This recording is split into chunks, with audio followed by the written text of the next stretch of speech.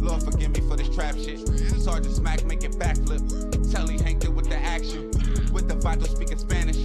Frank Matthews how I vanish. Poof. Came back like I'm King Tut. Gold BBS is on a beamer. When Fat Cat was 10 queens up. Fall off the profit, not the re-up. Fly like Puerto Rican Jesus.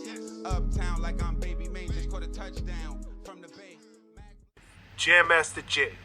Another one going too soon. Icon, you mentioned Run and DMC.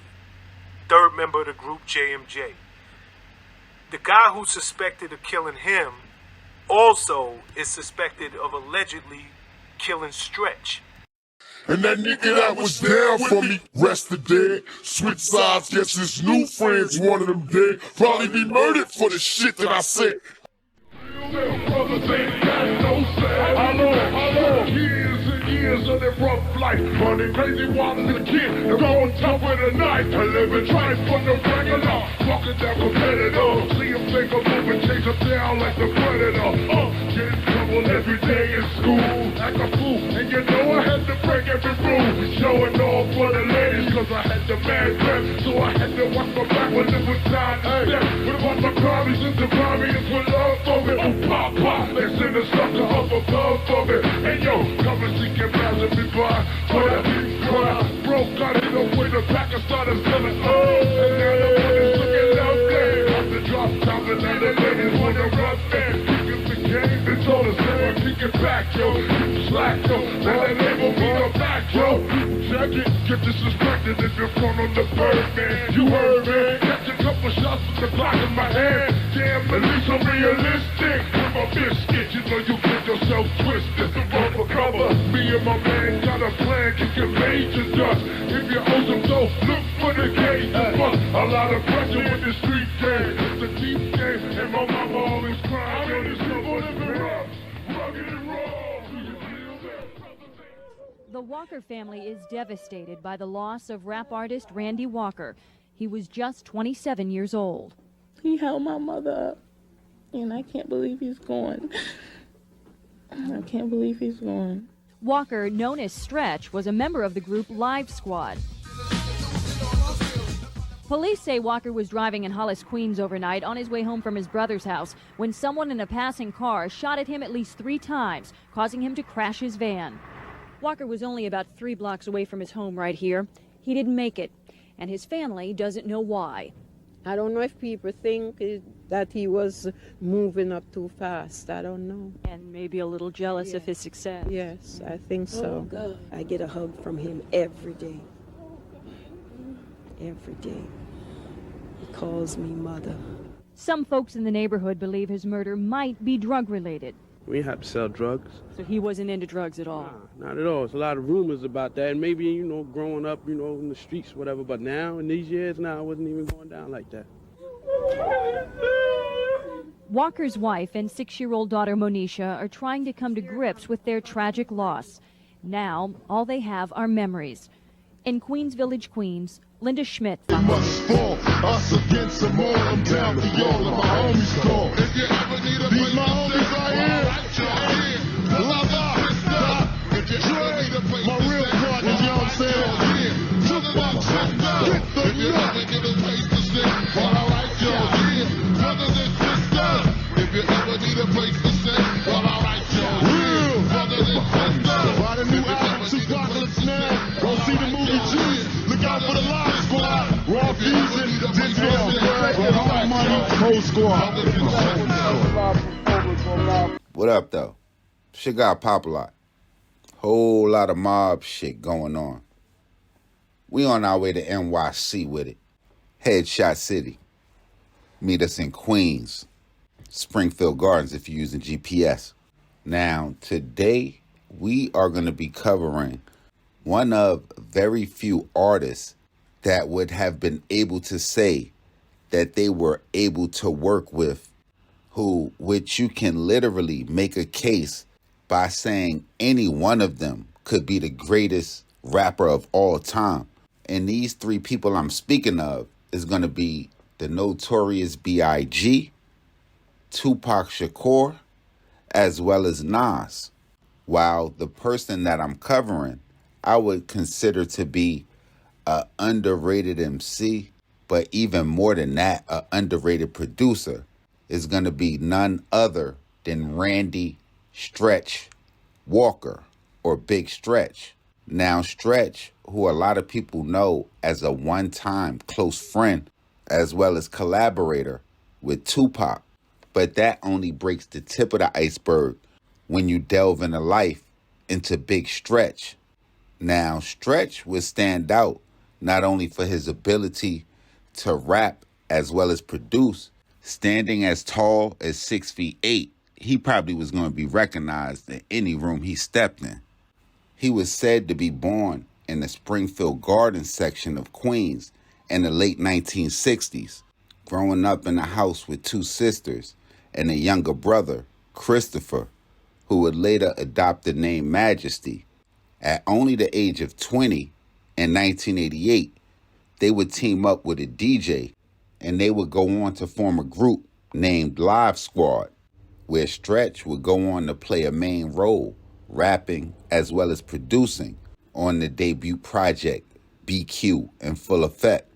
Now, it was during this time where you literally couldn't have no motion without the backing of a record company. And with this something that I knew that Stretch was probably aware well of, he would begin to form several relationships. And in 1990, he would meet Shock G of the group Digital Underground, where he would politic his way on the group's 1991 album on a track titled Family of the Underground.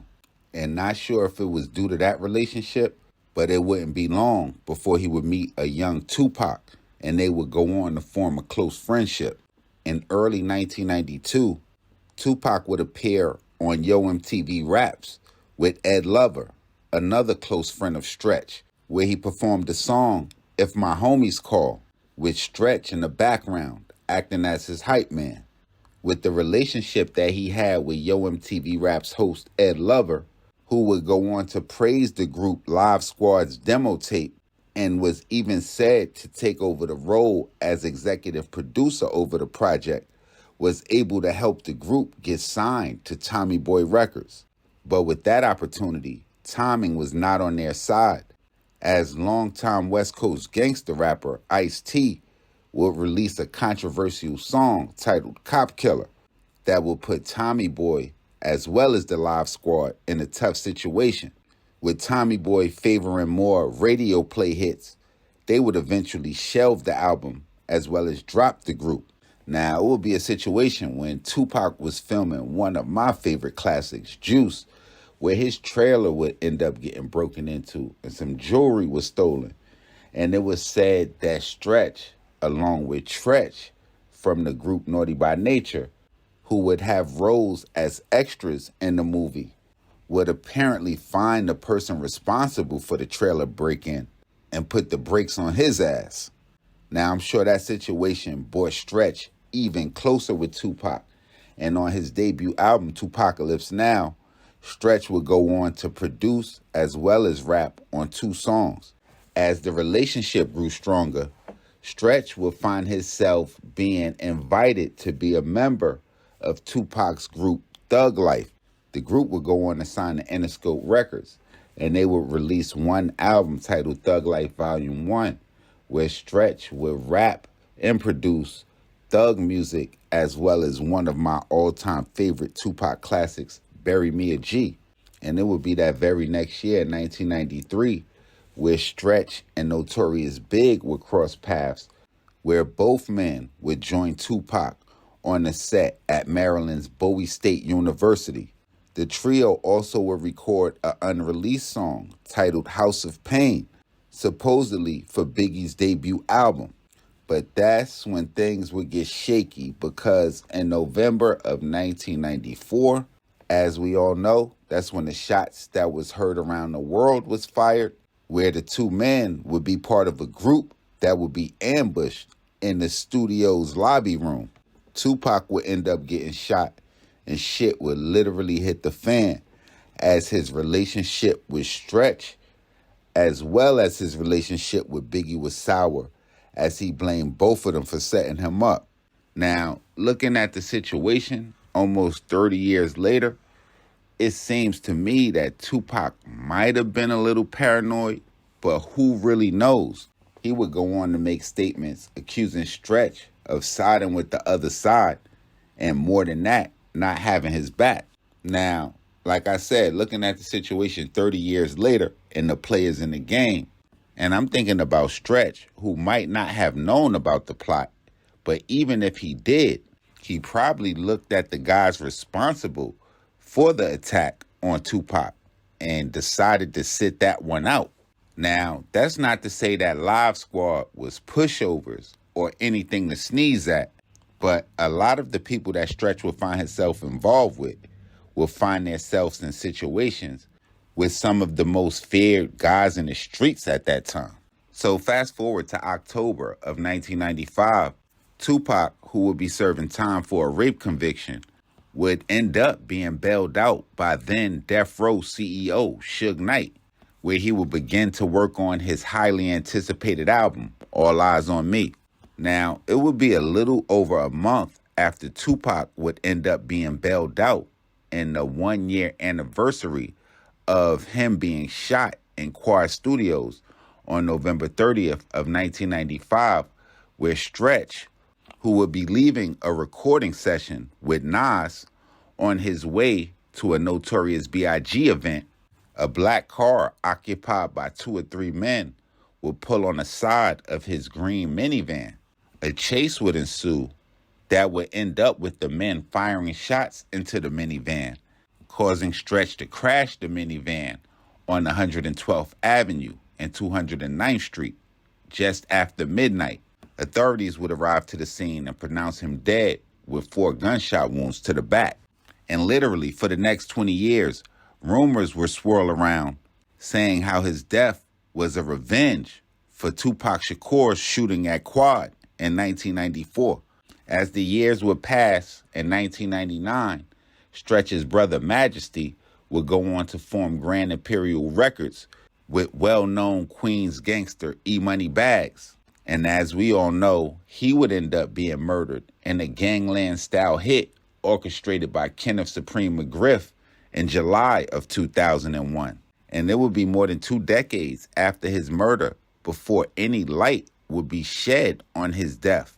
And the only reason that would occur would be that the feds would end up investigating the death of hip-hop icon Jason Mizell, or Jam Master Jay, DJ to none other than Run DMC. While investigating the murder of Jam Master Jay, documents would name Ronald Washington as the main suspect in the murder of Randy Stretch Walker, saying that Ronald Washington, who was a one-time member of the Queens gang, the Hollis Jr.'s crew, was apparently in some long-standing feud with Stretch's younger brother and Live Squad member, Majesty, saying Majesty was a one-time member of the well-known Queens gang, the Young Guns, who they also rumored E-Money Bags to be a member of at one time. The same gang that was said to be involved in the 1990 Christmas Day shooting during a showing of Godfather Part 3 at the Valley Stream Theater or Sunrise Cinema that would end up leaving a teenage boy dead and 3 people wounded. One of the most infamous events that I would say in New York history. Now, with Stretch being only 27 at the time of his death, I could only imagine what he could have done in the game, especially if that relationship with Tupac would have stayed intact. As I mentioned, he was an underrated producer. He would go on to put the sounds to some of our favorite songs from Nas's sophomore album, It Was Written, Silent Murder, as well as Take It in Blood, which leads me to say he was definitely ahead of his time. But y'all make sure y'all hit the red subscribe button right under this video. Y'all get in the comment box. Let me know what stories we need to cover, what cities we need to hit, what gangsters we missed. And y'all make sure y'all follow me on Instagram, Twitter, POP_A_LOT. And we going to be back with some more moves ASAP. Shit got Popalot. MOBB.